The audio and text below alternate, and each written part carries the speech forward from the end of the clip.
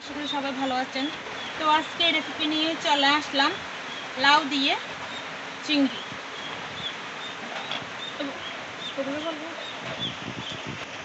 আদিবাসীদের জনপ্রিয় মাছ চেওয়া মাছ, আর এগুলো হচ্ছে চেওয়া মাছের তেল। এটা রান্না করা হবে মাইরার শাকের ডাঁটা দিয়ে, এবং দিয়ে দিব অল্প পাঁচফোড়ন।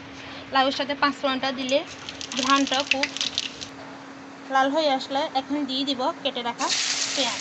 ভালো করে নেড়ে চেড়ে নিব। পেঁয়াজটা একটু লাল লাল হয়ে আসলে তখন আমি এখন লাউগুলো এখন দিয়ে দিব পরিমাণ মতো নুন, দিয়ে দিলাম পেটে রাখা আদা, দিয়ে দিলাম পরিমাণ মতো হলুদ গুঁড়ো,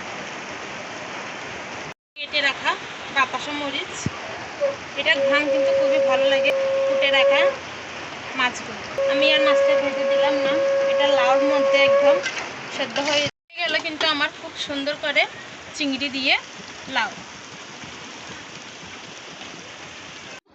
চেওয়া মাছের রেসিপিতে এটার মধ্যে আমি পরিমাণ মতো সর্ষের তেল, নুন, হলুদ এবং পরিমাণ মতো ঝাল, কাঁচামরিচ, আদা বাটা, জিরা বাটা দিয়ে ভালো করে মেখে নিলাম।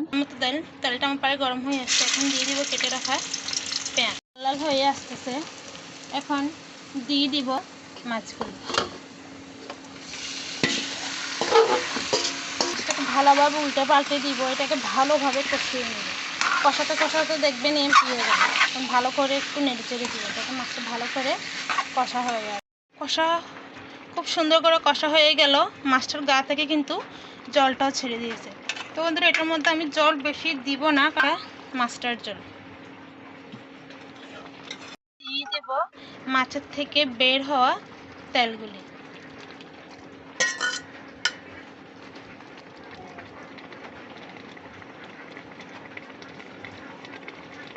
সুন্দর করে নদীর তাজা চেওয়া মাছ।